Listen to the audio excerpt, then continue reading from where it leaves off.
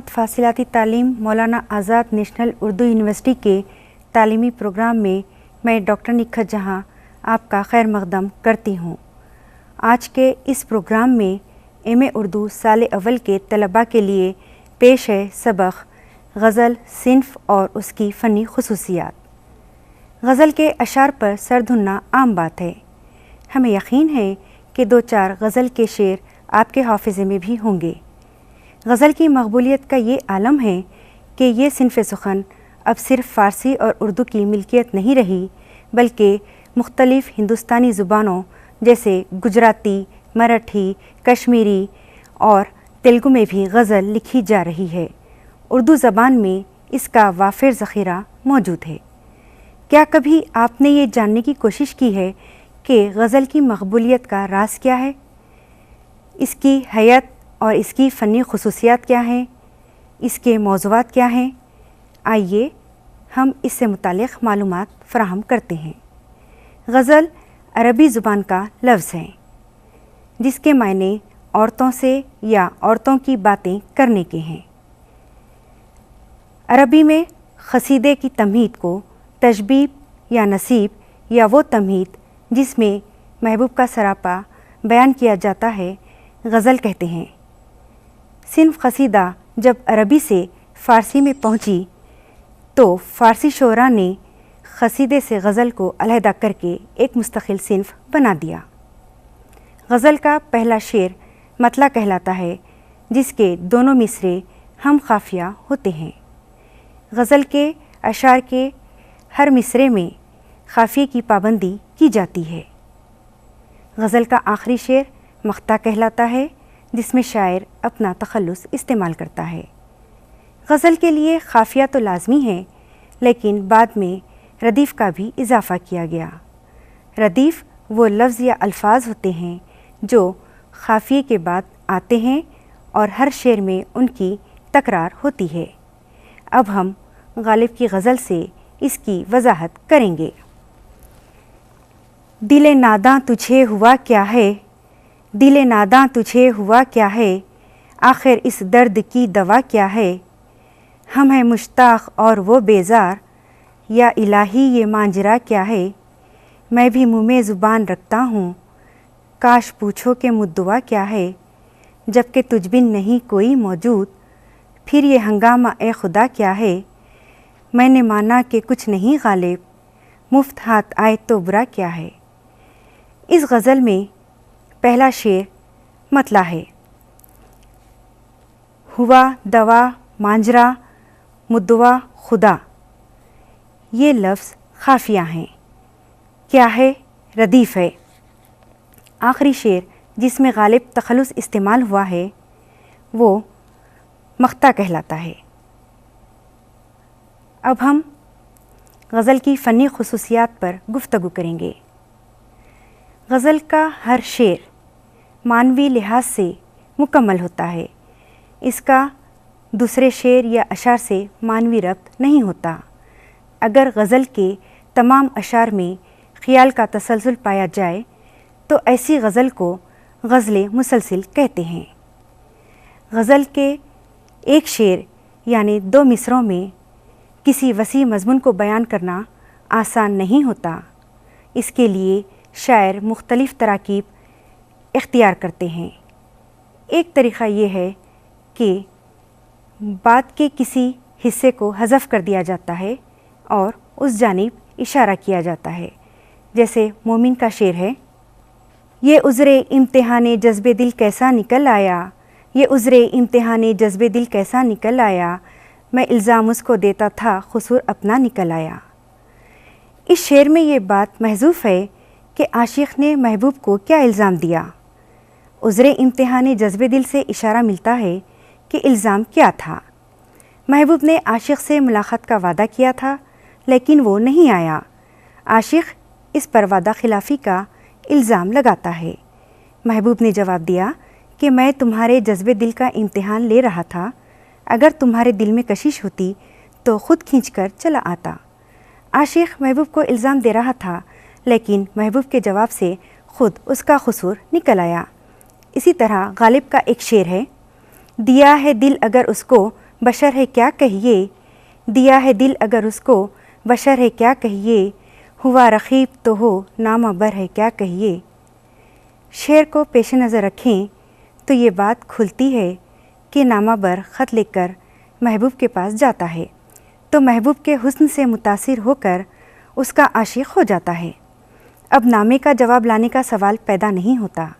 आशिक कई बार इस तजुर्बे से गुज़रता है। वो अपने दोस्त से इस सूरत हाल का जिक्र करता है।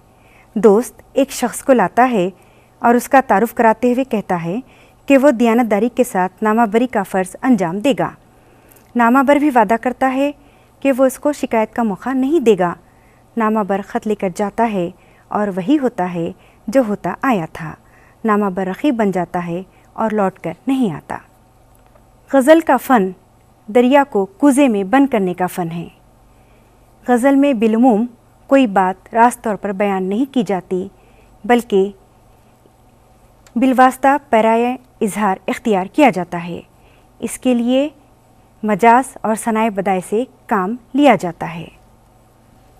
अगर कलाम में लफ्ज़ को लुग़वी मायने में बरता जाए तो उससे हकीकत या हकीकी मायने कहेंगे। इसके बरखिलाफ़ लफ्ज़ से ऐसे मायने मुराद लें जो इसके हकीकी मायने ना हों तो उससे मजाज कहेंगे। मजाज की 4 किस्में हैं: तशबीह, इस्तिआरा, मजाज मुरसिल और कनाया। तशबीह में किसी चीज़ को दूसरी चीज़ से मुशाबहत दी जाती है, जैसे मीर का ये शेर है, नाजुकी उसके लब की क्या कहिए, नाजुकी उसके लब की क्या कहिए, पंखड़ी एक गुलाब की सी है। इस शेर में लब को गुलाब की पंखड़ी से तशबीह दी गई है। दोनों की मुश्तरका खुसूसियत नज़ाकत है। तशबीह के 5 अज़्ज़ा होते हैं। मुशब्बा, जिसको तशबीह दी जाए। इस शेर में लब मुशब्बा है।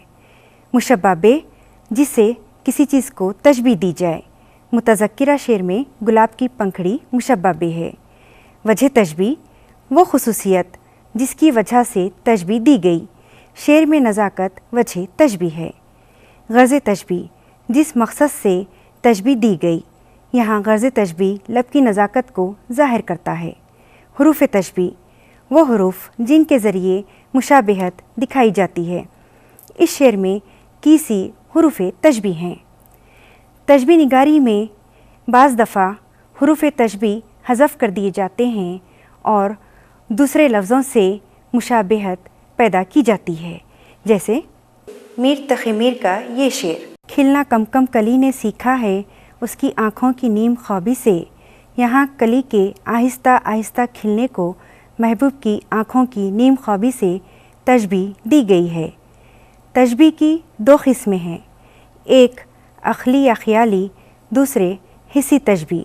अक़ली या ख़याली वो तशबीह है जिसमें 2 चीज़ों में मुशाबहत अक़ल से दरियाफ़्त हो। ये शेर मुलाहज़ा कीजिए। मेरा सीना है मशरिक़ आफ़ताबे दाग़े हिजरां का, मेरा सीना है मशरिक़ आफ़ताबे दाग़े हिजरां का, तुलुए सुबह मैशर चाक है मेरे गरीबां का। इस शेर में सीने को मशरिक़ से तशबीह दी गई है। मशरिक़ से आफ़ताब तुलू होता है। मेरे सीने की मशरिक़ से भी आफ़ताब निकलता है और वो आफ़ताब है दाग़े हिजरां। जब मेरा गिरबान चाक होगा तो महशर की सुबह तुलू होगी। हिस्सी तशबीह वो है जो हवासे खमसा में से किसी हिस्स को मुतवज्जे करे। शेर मुलाहज़ा कीजिए। हस्ती अपनी हुबाब की सी है, हस्ती अपनी हुबाब की सी है, ये नुमाइश सुराब की सी है। इस शेर में बसरी तशबीह है। बास तशबीहें किसी कैफियत को इस तरह गिरफ्त में ले आती हैं कि उनको सादा लफ्ज़ों में बयान नहीं किया जा सकता, जैसे मीर का ये शेर, मीर उन नीम बाज आँखों में, मीर उन नीम बाज आँखों में, सारी मस्ती शराब की सी है। तशबीहात पैकर तराशती हैं, तस्वीरें बनाती हैं जो हमारे हवास को बेदार करती हैं। चंद शेर मुलाहज़ा कीजिए। तुझ लब की सिफत लाले बदख्शां सु कहूँगा, تجھ لب کی صفت لال بدخشاں سو کہوں گا، جادو ہیں تیرے نین غزالہ سو کہوں گا۔ یا میر کا یہ شعر، بھری آتی ہیں آج یوں آنکھیں، بھری آتی ہیں آج یوں آنکھیں، جیسے دریا کہیں ابلتے ہیں۔ مجاز کی دوسری قسم استعارہ ہے۔ استعارے کی بنیاد تشبیہ پر ہوتی ہے۔ اگر ہم یہ کہیں کہ احمد شیر کی طرح بہادر ہے تو یہ تشبیہ ہوگی۔ بہادری کی بنا پر اگر ہم احمد کو شیر کہیں تو یہ استعارہ ہوگا۔ استعارے میں مشبہ مستعار لہو اور مشبہ بے کو مستعار منہ کہتے ہیں اور وجہ تشبیہ وجہ جامع کہلاتی ہے۔ یہ شعر ملاحظہ کیجیے۔ یہ شوخی نرگس مستانہ ہم سے، یہ شوخی نرگس مستانہ ہم سے، چھلک کر رہ گیا پیمانہ ہم سے۔ نرگس مستانہ استعارہ ہے محبوب کی آنکھ کا جو نرگس کے مشابہ ہے اور جس سے مستی جھلک رہی ہے۔ شعر میں آنکھ کا ذکر نہیں جس کو نرگس سے تشبیہ دی گئی ہے۔ اردو غزل کی زبان زیادہ تر استعاراتی ہے۔ ہر استعارہ تشبیہ کے مختلف علاقے رکھتا ہے جنہیں تلازمہ کہتے ہیں۔ مثال کے طور پر گلستان، گلشن اور چمن کے تلازمے ہیں زندگی، دنیا اور وطن۔ اردو غزل کے استعاروں کو ہم چند دائروں میں تقسیم کر سکتے ہیں، جیسے چمن اور اس کے متعلقات، گلشن، گلستاں، باغ، باغباں، بہار، خزاں، قفس، آشیاں، صیاد، گلچیں، خرمن، برق، نسیم، صبا، سرسر، گل، کلی، شبنم وغیرہ۔ چند شعر ملاحظہ کیجیے۔ پتا پتا بوٹا بوٹا حال ہمارا جانے ہیں، پتا پتا بوٹا بوٹا حال ہمارا جانے ہیں، جانے نہ جانے گل ہی نہ جانے باغ تو سارا جانے ہیں۔ مظہر جانے جانا کا شعر ہے، یہ حسرت رہ گئی کیا کیا مزے سے زندگی کرتے، یہ حسرت رہ گئی کیا کیا مزے سے زندگی کرتے، اگر ہوتا چمن اپنا گل اپنا باغ باں اپنا۔ کچھ قفس میں ان دنوں لگتا ہے جی، کچھ قفس میں ان دنوں لگتا ہے جی، آشیاں اپنا ہوا برباد کیا۔ ہزاروں سال نرگس اپنی بے نوری پہ روتی ہے، ہزاروں سال نرگس اپنی بے نوری پہ روتی ہے، بڑی مشکل سے ہوتا ہے چمن میں دیداور پیدا۔ باغباں نے آگ دی جب آشیانے کو میرے، باغباں نے آگ دی جب آشیانے کو میرے، جن پہ تکیا تھا وہی پتے ہوا دینے لگے۔ یکساں کبھی کسی کی نہ گزری زمانے میں، یکساں کبھی کسی کی نہ گزری زمانے میں، یادش بخیر بیٹھے تھے کل آشیانے میں۔ چمن میں غارت گلچین سے جانے کیا گزری، چمن میں غارت گلچین سے جانے کیا گزری، قفس سے آج صبا بے قرار گزری ہے۔ استعاروں کا ایک سلسلہ میکدہ اور اس کے متعلقات سے ہے، جیسے ریند، جام، شراب، مستی، پیمانہ، زاہد، ناسے اور محتسب وغیرہ۔ ان استعاروں کے متنوع تلازمے ہیں۔ چند شعر ملاحظہ کیجیے۔ عمر بھر ہم رہے شرابی سے، عمر بھر ہم رہے شرابی سے، دل پرخوں کی ایک گلابی سے، ساقیہ یاں لگ رہا ہے چل چلاؤ، ساقیہ یاں لگ رہا ہے چل چلاؤ، جب تلک بس چل سکے ساغر چلے۔ زاہد نہ تم پیو نہ کسی کو پلا سکو، زاہد نہ تم پیو نہ کسی کو پلا سکو، کیا بات ہے تمہاری شراب طہور کی۔ ان کے علاوہ غزل کے اور بھی استعارے ہیں، جیسے متعلقات سفر، مسافر، راہ، رہ گزر، رہبر، رہزن، قافلہ، کارواں، جرس، منزل، رخت سفر، غبار۔ متعلقات بحر، موج، طوفان، گرداب، ناؤ، کشتی، کنارہ، ساحل، ملاح، ناخدا، حباب، بلبلہ، خطرہ۔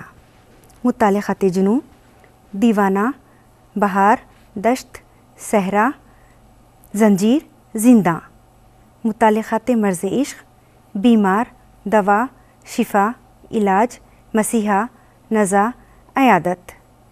متعلقات کفر و ایمان، کعبہ، حرم، دیر، کلیسا، بت، کافر، सनम, कुफ्र, ईमान। मुतालिक़ात बज़्म, महफ़िल, मजलिस, शमा, परवाना। मजाज की तीसरी किस्म मजाज मुरसिल है। इसकी तारीफ़ ये है कि लफ्ज़ को लुग़वी मायनों के अलावा किसी और मायनों में इस्तेमाल किया जाए। मजाज मुरसिल में हकीकी और मजाजी मायनों में तशबीह के अलावा कोई और इलाक़ा हो। मजाज मुरसिल की चंद किस्में ये हैं। कुल कहकर जुज़ मुराद लें। गर कहे कोई या अली हैदर, भागे कानों में उंगलियां रखकर। जुज़ कहकर कुल मुराद लें। जिस जा हुजूम में बुलबुलो गुल से जगह न थी, जिस जा हुजूम में बुलबुलो गुल से जगह न थी, वहाँ हाय एक बर्ग नहीं एक पर नहीं। इस शेर में गुल के बजाय बर्ग और बुलबुल के बजाय पर कहा गया है। मुसब्बब कहकर सबब मुराद लें। हर एक खार है गुल, हर गुल एक साग़िर ऐश, हर एक दश्त चमन, हर चमन बेहश्त नज़ीर। सबब कहकर मुसब्बब मुराद लें। जवानी और पीरी एक रात एक दिन का वक्फ़ा है, जवानी और पीरी एक रात एक दिन का वक्फ़ा है, खुमार और नशा में दोनों को खोया, हाय क्या समझे। मजाज की चौथी किस्म कनाया है। लुग़त में इसके मायने पोशीदा बात के हैं। इल्म बयान में मजाज वो लफ्ज़ या अल्फाज को कहते हैं जो हकीकी मायनों में मुस्तामिल ना हो, बल्कि मजाजी मायने मुराद लिए जाएं। इससे हकीकी मायने भी मुराद लिए जा सकते हैं। ये शेर मुलाहज़ा कीजिए। सुबह आया जानिबे मशरिक़ नज़र, सुबह आया जानिबे मशरिक़ नज़र, एक निगारे आतशी रुख सर खुला। निगारे आतशी रुख सर खुला कनाया है सूरज से कि उसका चेहरा आतशी है और सर खुला है। सूरज मशरिक़ से तुलू होता है। अब के जुनू में फ़ासला शायद ना कुछ रहे, अब के जुनू में फ़ासला शायद ना कुछ रहे, दामन के चाक और गरेबां के चाक में। दामन के चाक और गरेबां के चाक में फ़ासला ना रहे, यानी दस्ते जुनू गरेबां को इतना फाड़ दे कि उसका चाक दामन के चाक से मिल जाए। मर जाए ये या कुछ हो किसे ध्यान किसी का, मर जाए ये या कुछ हो किसे ध्यान किसी का, दुनिया में नहीं कोई मेरी जान किसी का। आशिक़ कनायतन महबूब से कहता है कि तुम्हें हमारा कोई ख्याल नहीं, चाहे हम मरें या जी। गज़ल के फ़न में सनत निगारी की ख़ास अहमियत है। इनसे शेर में जहाँ मानवी दिलकशी पैदा होती है, वहीं नगमगी में भी इजाफ़ा होता है। सनाए की दो किस्में हैं, एक सनाए लफ्ज़ी और दूसरे सनाए मानवी। अब हम सनाए लफ्ज़ी की मिसालों के ज़रिए वजाहत करेंगे। सनते तजनीसे ताम। शेर में दो ऐसे लफ्ज़ लाए जाएं जिनका तलफ़्फ़ुज़ एक हो लेकिन मायने मुख्तलिफ हों, जैसे सब सहेंगे हम अगर लाख बुराई होगी, सब सहेंगे हम अगर लाख बुराई होगी, पर कहीं आँख लड़ाई तो लड़ाई होगी। इस शेर में लफ्ज़ लड़ाई दो मुख्तलिफ मायनों में इस्तेमाल हुआ है। सनते इश्तिक़ाक़। शेर में ऐसे लफ्ज़ लाए जाएं जो एक ही मादे से मुश्तक़ हों।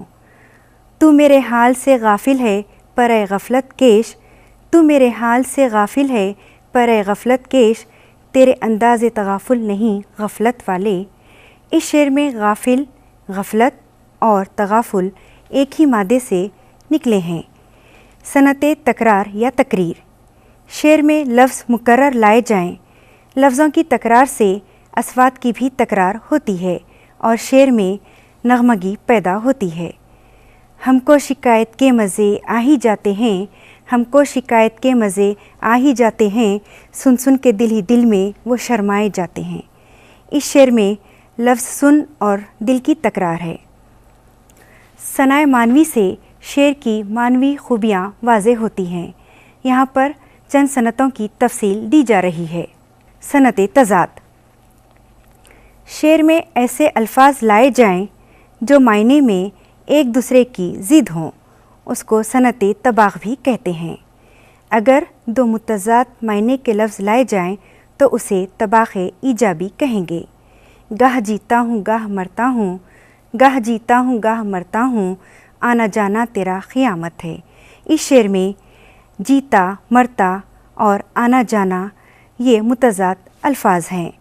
صنعت ایہام، شعر میں ایسا لفظ لایا جائے جو ذو معنی ہو، ایک قریبی مفہوم ہو جس کی طرف فوری ذہن منتقل ہو، اور دوسرا مفہوم بعید ہو جو غور کرنے پر کھلے۔ شاعر کا مقصود مفہوم بعید ہوتا ہے۔ ہم سے عبث ہے گمان رنجش خاطر، ہم سے عبث ہے گمان رنجش خاطر، خاک میں اس شاخ کی غبار نہیں۔ یہاں غبار کے معنی دھول کے نہیں بلکہ رنجش کے ہیں۔ صنعت مرات النظیر، شعر میں ایسے لفظ لائے جائیں جو آپس میں مناسبت رکھتے ہوں۔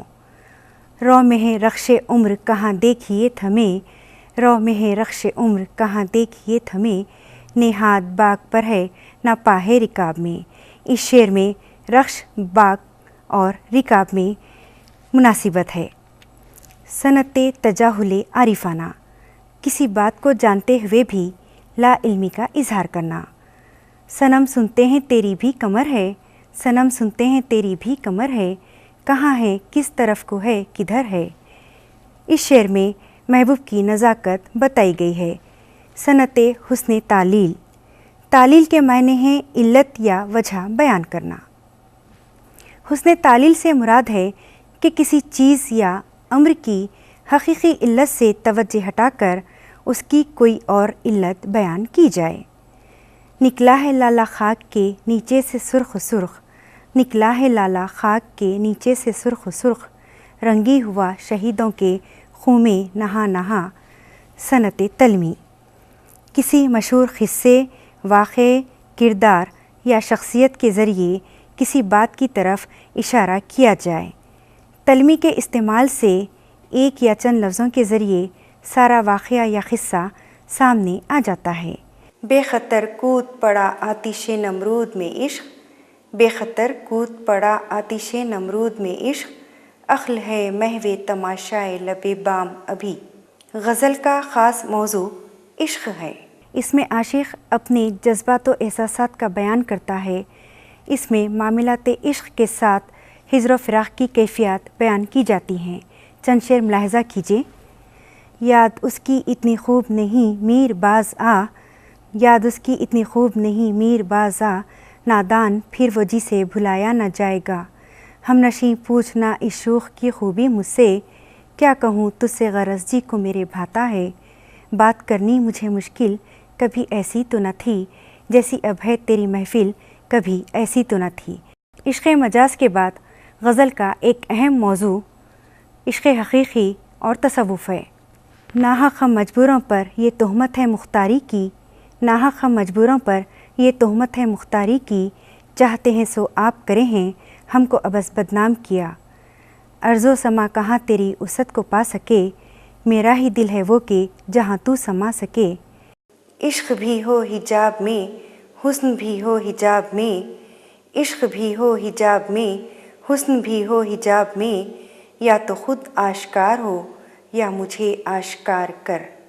عشق مجاز اور تصوف کے علاوہ غزل کے بے شمار موضوعات ہیں۔ غزل نے انسانی زندگی کے مختلف معاملات کا احاطہ کیا۔ چند شعر پیش کیے جاتے ہیں جن سے غزل کے مختلف موضوعات کی جھلک دیکھی جا سکتی ہے۔ مفلسی سب بہار کھوتی ہے، مرد کا اعتبار کھوتی ہے، ہم نہ کہتے تھے کہ مت دیر و حرم کی راہ چل، ہم نہ کہتے تھے کہ مت دیر و حرم کی راہ چل، اب یہ دعویٰ حشر تک شیخ و برہمن میں رہا، میری تعمیر میں مضمر ہے ایک صورت خرابی کی، ہے اولا برق خرمن کا ہے خون گرم دہقاں کا، ہے جستجو کے خوب سے ہے خوب تر کہاں، اب دیکھیے ٹہرتی ہے جا کر نظر کہاں، یہ مرحلہ بھی میری حیرتوں نے دیکھ لیا، یہ مرحلہ بھی میری حیرتوں نے دیکھ لیا، بہار میرے لیے اور میں تہی دامن، منزلیں گرد کے مانند اڑی جاتی ہیں، منزلیں گرد کے مانند اڑی جاتی ہیں، وہی انداز جہانے گزرا ہے کہ جو تھا، بے دم ہوئے بیمار دوا کیوں نہیں دیتے، بے دم ہوئے بیمار دوا کیوں نہیں دیتے، تم کیسے مسیحا ہو شفا کیوں نہیں دیتے۔ عزیز طلباء، ابھی آپ نے غزل صنف اور اس کی فنی خصوصیات پر سبق سماعت کیا۔ ہمیں یقین ہے کہ اسے آپ نے ذہن نشین کر لیا ہوگا۔ اس موضوع پر مزید معلومات کے لیے آپ ان کتابوں سے استفادہ کر سکتے ہیں: اردو غزل یوسف حسین خان، غزل اور مطالعہ غزل عبادت بریلوی، غزل اور متغزلین ابواللئی صدیقی، بحر الفصاحت نجم الغنی، اردو شاعری میں ثنائے و بدائے ڈاکٹر رحمت یوسفزئی۔ ہمیں آپ کی قیمتی رائے کا انتظار رہے گا۔ ہمارا پتہ ہے نظامت فاصلاتی تعلیم، مولانا آزاد نیشنل اردو یونیورسٹی، گچی بولی، حیدرآباد 50002۔ اگلے پروگرام تک کے لیے ہمیں اجازت دیجیے۔